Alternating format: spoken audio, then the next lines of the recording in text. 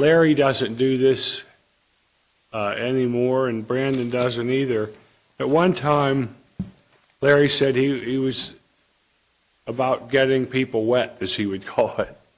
But now he likes to make sure that he teaches them and they have a good understanding prior to taking that step. And so he wants them to be rooted, have some good understanding. And then from there you have to be built up. And we all do that. We build each other up, don't we? That's what we're doing right now, for example. And finally, you get to a point where you're established. You are somewhat mature in the faith. That doesn't mean you're sinless, certainly, but it does mean that you don't get swayed by everything that comes along, and you're somewhat mature in the faith. And then finally, you have thanksgiving because of that.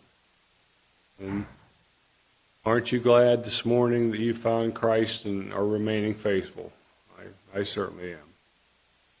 Any thought or comment through those verses? Yes, Kathy.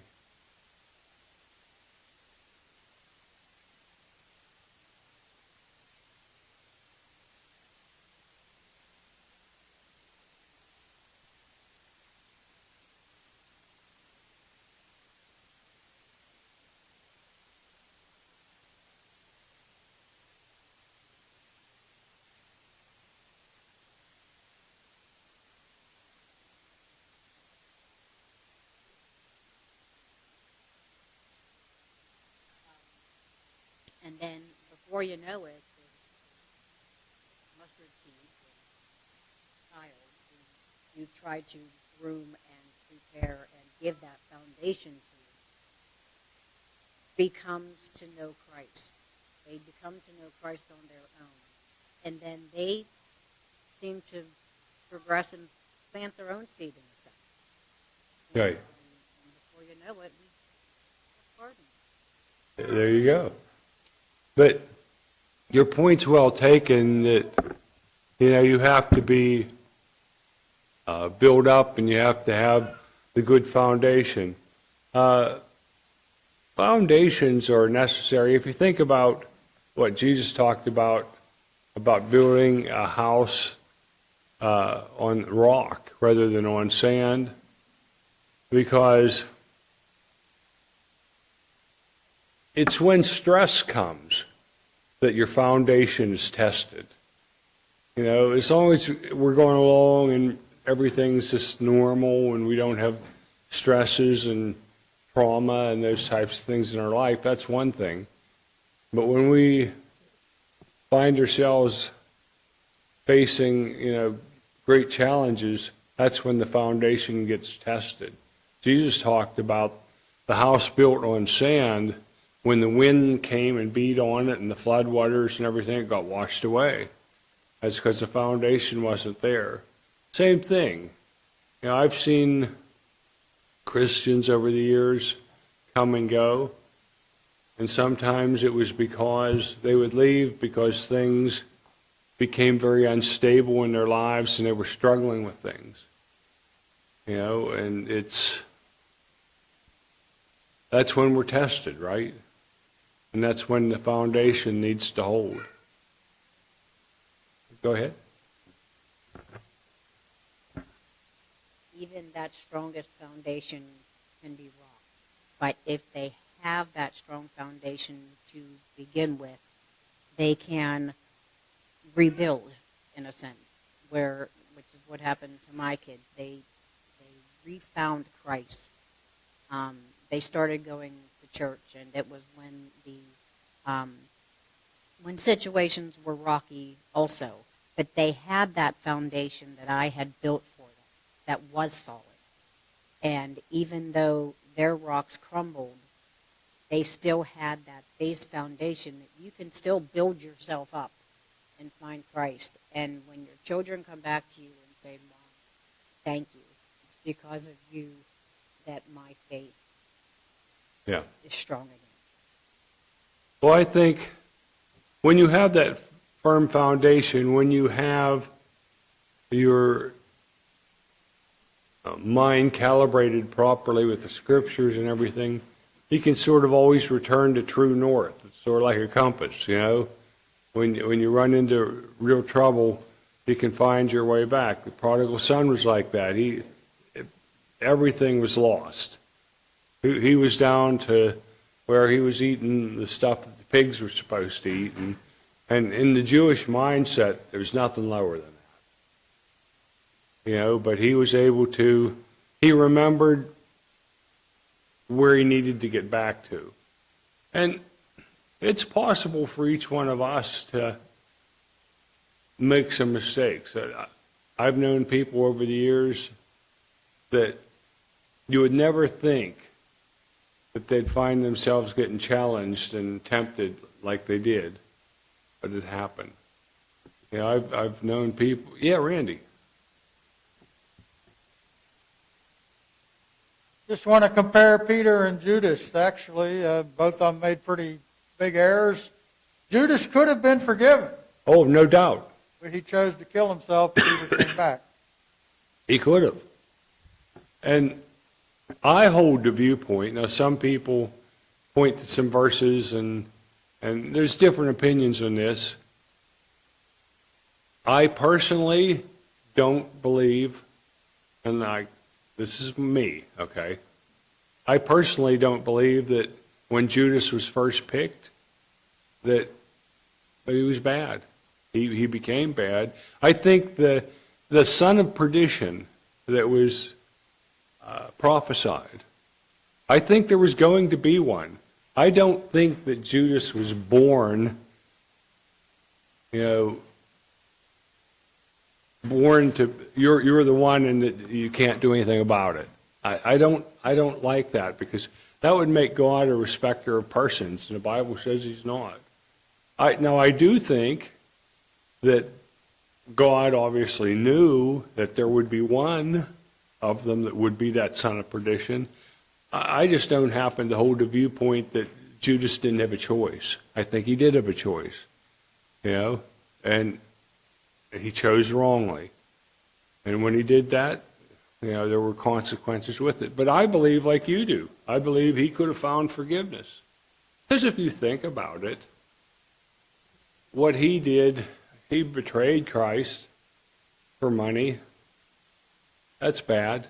That's real bad. What Peter did, not too good either. He basically betrayed him in a way. He washed his hands. I don't know him, and start, cursing and everything else. That was pretty heavy denial. But he chose to come back, and I think your point's well taken. Other thoughts? Yes, Steve.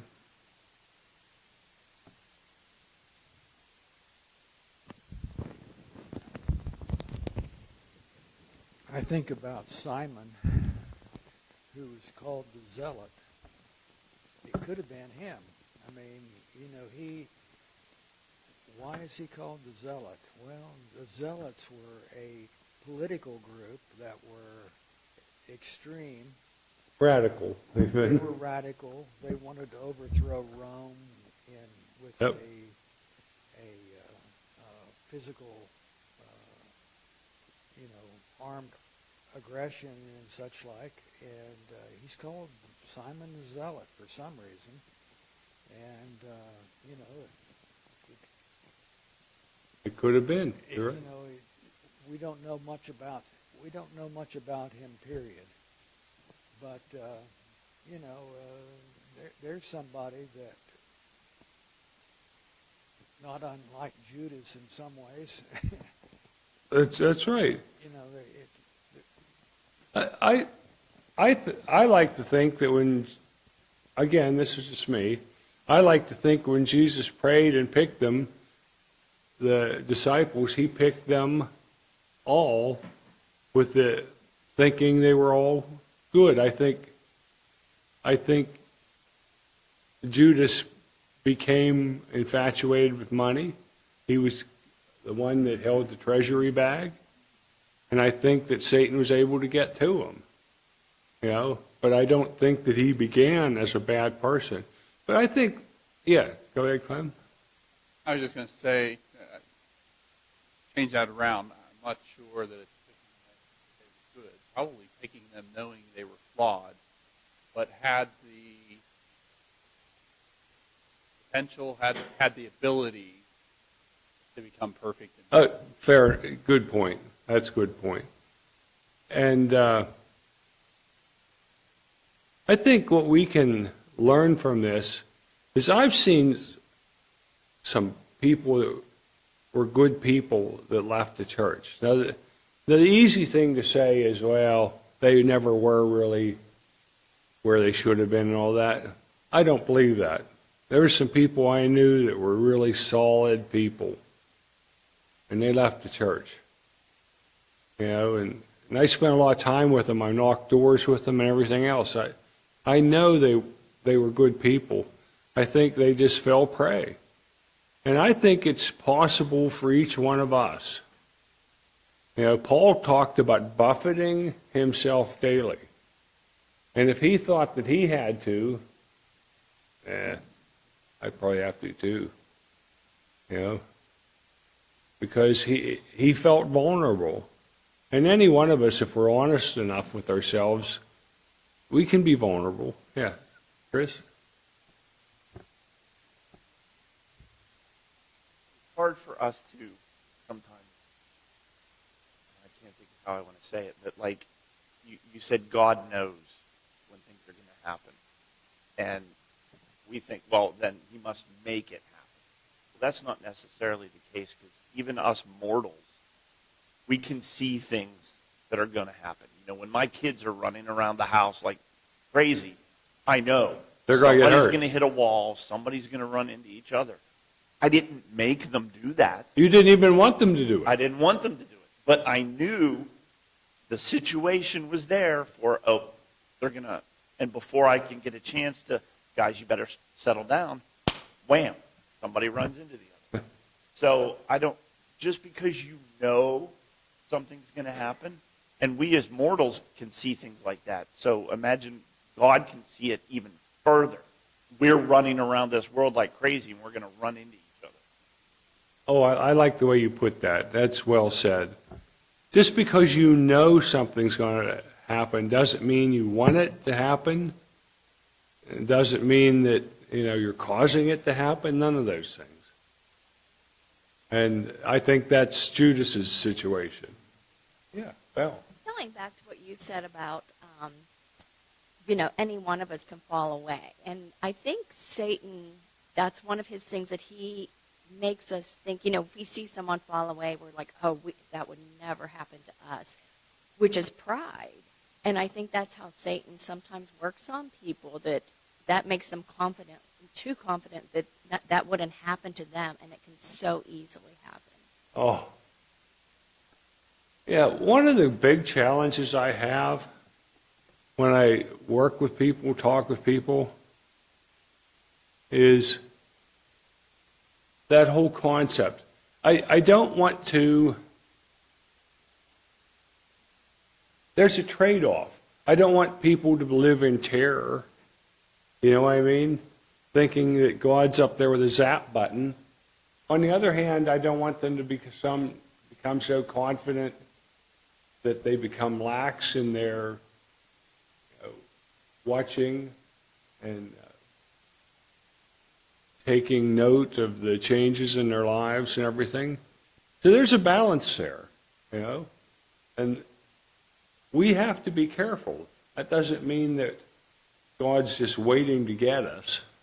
I don't believe the scriptures teach that. I think sometimes we think he's up there with a zap button, Scott, you shouldn't have done that. Yeah. I don't think he's like that. On the other hand, we can't take a lackadaisical attitude towards our faith. It's something we have to be diligent working on. If you look at the scriptures, you see it even from the early days, like Deuteronomy, where it talks about being with your kids and stuff like that, and teaching them while you're on the way, while you're sitting down at dinner, all these things. It's a part of your life. And we have to keep that in mind. Well said, Val. Appreciate that. And yes, Steve. You know, we all have our weaknesses. And I mentioned Simon Zealot, and I was just thinking more about him. You know, his weakness could have been, he could have seen Jesus, and Jesus wasn't the person that he expected him to be. He wasn't the guy that was going to overthrow Rome.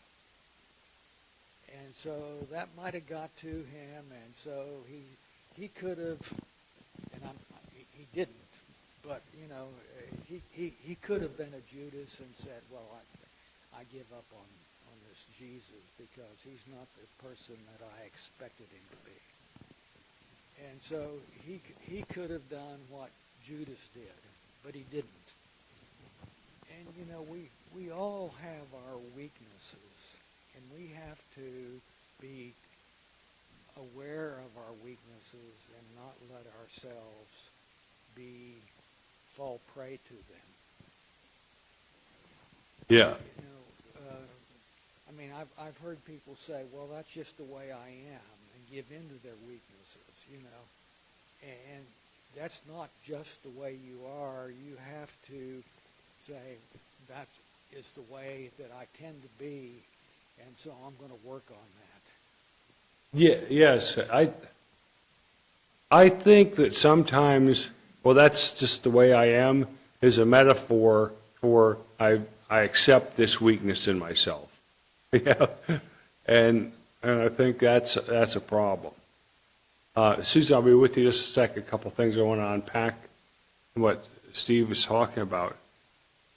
You know, I could see Simon the Zealot. He was probably, while he stayed with Jesus, he was probably disappointed a little bit that it wasn't working out. Thousands of Jews, you remember when they were going to make him king? You know, after he fed the 5,000, we got our quartermaster. We got our guy that's going to be able to feed the army in the field. Let's go kick these Romans out. And when he didn't do it, what happened? So a lot of them walked no longer with him. To the point that Jesus says, are you guys going to go too? You know? And I think what happens is a lot of people come to Christ and they want the road paved. You know what I mean? Jesus, fix the problems I have. You know, fix the things that keep me tossing and turning at night and stuff like that. But don't mess with this stuff over here. I'm comfortable with this. Take care of the things that bug me. You know, but Jesus wants to fix everything.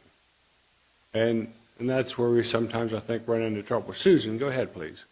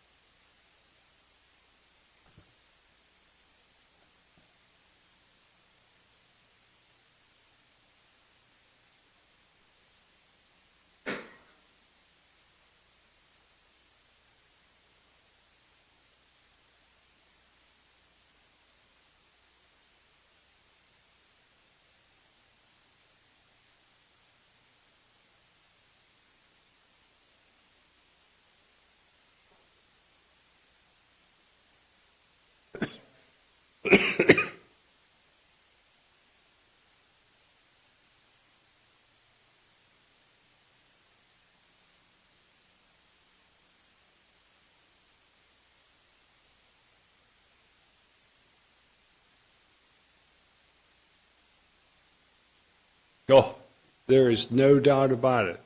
Because sometimes, with some sins, we can wear blinders, can't we? Yeah, oh, that's not me. Well, yeah, maybe it is. Yeah, let me give you an example. We might think that we don't deal with pride. We all deal with pride in different levels, but we deal with it. You know, and we have to be aware of that. And Steve brought up one other thing that I think is really interesting. He said we have certain weaknesses. And, excuse me for a minute.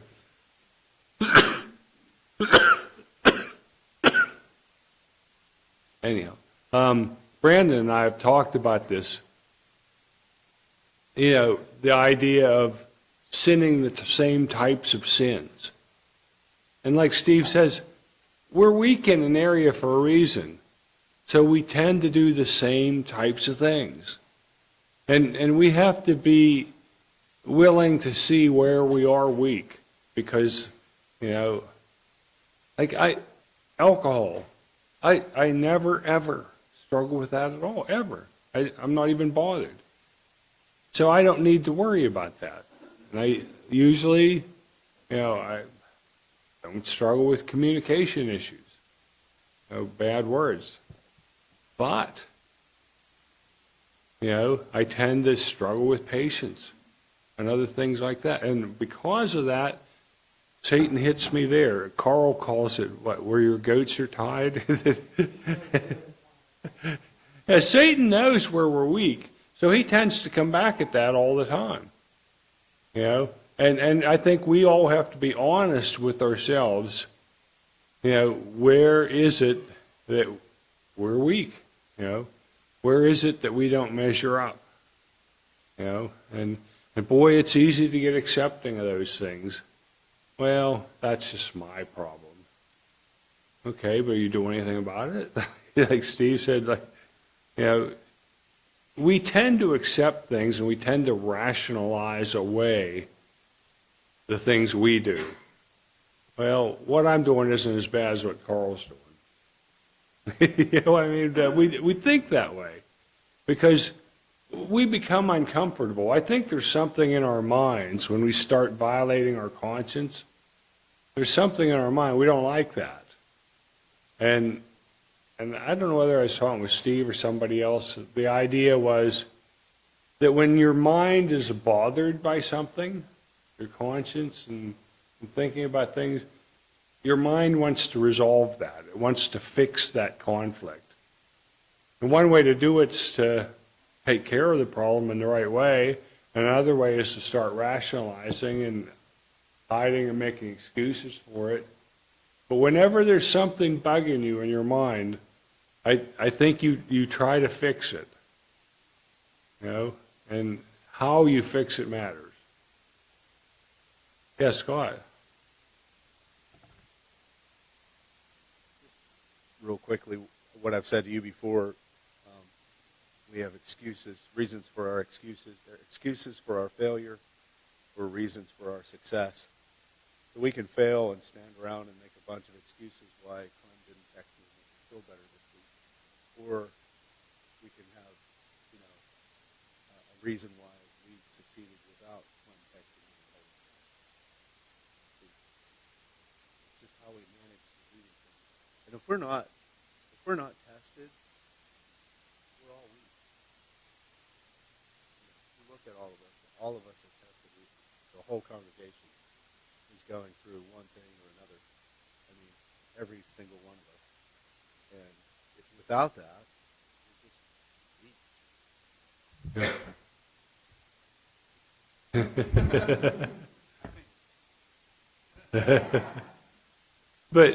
But you're right. It's for those that didn't hear, he says you can either make excuses for your failures or reasons for your success. And I think the reasons for success come back to a plan. Okay, I have this sin problem. I have this weakness. Okay, what's my plan? What are my reasons that I will be successful in attacking this? Because as long as you stay in the excuses world, you're really not planning to defeat it. You're rationalizing it away at that point still. Yeah, I'm this way, but you would be too if you had my luck. You know, on it goes. You know, it's always easy to say, you know, I'm this way because I wasn't treated right, or on and on it goes. Doesn't matter. You know, a long time ago, I came to grips with the idea that life isn't fair. you know, and and and some things just don't work out, and we can let that tear us down, or we can do what Scott said, reasons for success, you know. Okay. Yeah, Val.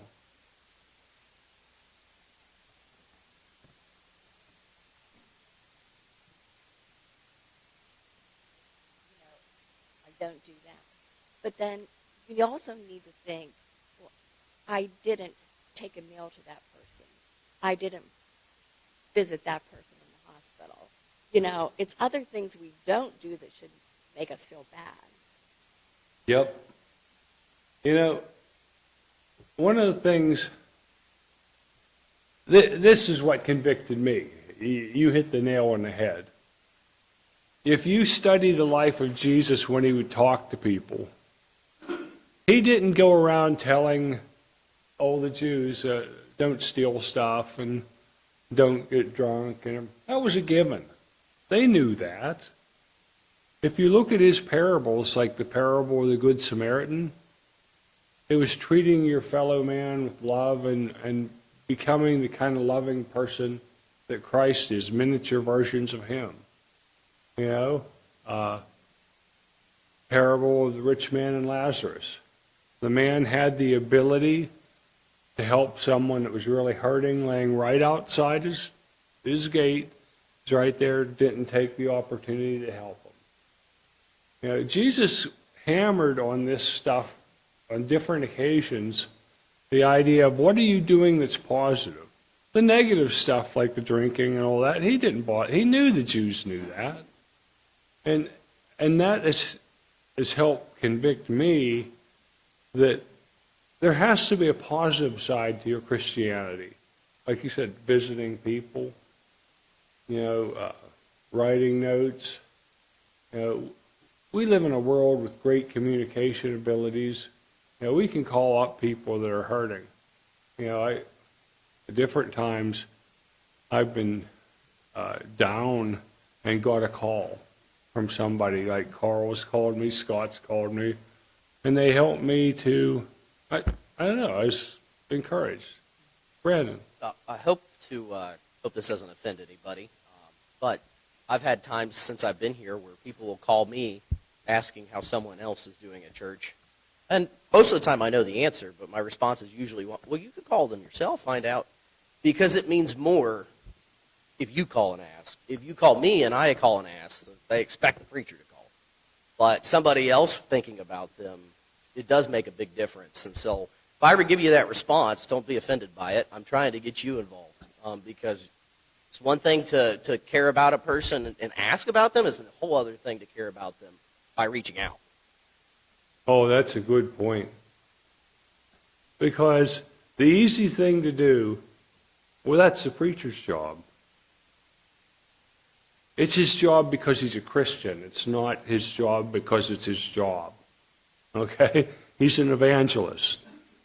But each of us, and that's great advice to people. If you want to ask them, call them yourself. Because you're right. Brandon's expected to call people.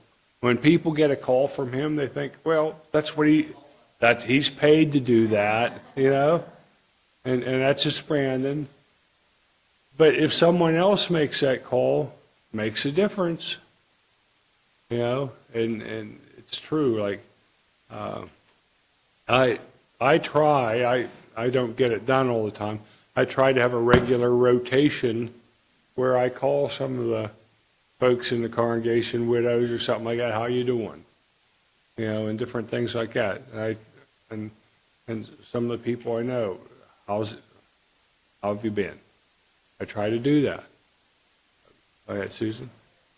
You know, whenever you reach out to one another, and then even like not just ask how are you doing, but even ask each other, do you want to pray about it?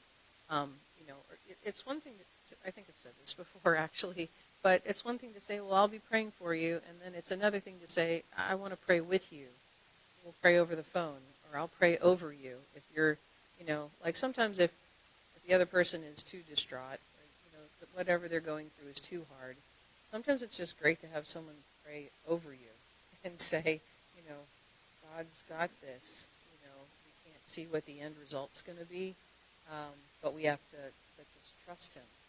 Trust Him, you know, and it's great to have that. That's why I think God said, "Don't forsake the assembly," because where else are you going to find a group of people that are going to pray with you through difficult situations? You know, that's the part of us being like forever family, right? We're not just a bunch of people that come and sit in pews on a Sunday morning or a Wednesday evening. You know, we're supposed to be kind of like family, and you know, we are family. Yeah. So, you know, finding people to pray with you is pretty important, especially when the diagnosis is cancer or, you know, whatever. You've got waywardness going on in someone's life. Just pray. That's what you got to do. Yeah, and I really there's a certain. I guess I like to think of it as a hierarchy. You know, like I'll pick on Scott again. You know, he's used to it. I can say that I'm going to pray for him, which may or may not happen. We often mean well. You know, may or may not happen. Or I can pray with him, and certainly that, I think, shows more empathy. It shows a more personal touch. You know, I think that matters. And finally, I can do what James suggests in his book, you know, where he talks about, you know, I'll pray for you, go and be filled. Maybe I can buy him lunch. You know what I mean? And the ultimate thing to do is to not only pray for the person, but within the confines of your ability, actually try to take some initiative in solving the problem if you can. Like, yeah, Scott. A friend of ours that was had some problems and he was in the hospital, and we went down and prayed with him, and then the next day another group went down and prayed with him, and another day another group went. There wasn't a day that person was in the hospital that somebody from this congregation didn't show up and pray with that person. And I mean, whether they're feeling better or whatever, what it does for that person spiritually is huge. That people actually cared enough to take time out of their schedule and go and pray with somebody that they don't. The person's not even a member of this congregation, and you know that means a lot to them, and it helps a lot. Yeah. Oh, and that matters. Ruthie, I can remember when Tom and Clarence came down a long time ago. I'm there getting ready to go in for a procedure, stickers on my chest and everything else. I'm scared. I'm like way scared. You know, but Tom came and says, you know, there's a lot of different congregations praying and everything. I went in to that with a lot more confidence based on them coming down and talking to me. And that mattered. That mattered. And he even had me laughing, and I'm surprised. I was scared silly, and he ended up having me laughing, which was a very Tom thing to do. He was there. I was telling him, you know, about, you know, the doctor saying I needed to eat better and exercise, and he said the same thing. He said, you know, I don't get enough exercise. He said, and I eat like a Berkshire. And I'll never forget him saying that to me, and he had me laughing. But, you know, I went into that procedure in a much better frame of mind than I would have otherwise. So I absolutely, Susan, what you said about praying with someone, just being there, it's real. All right, we'll take up there next week. Thank you.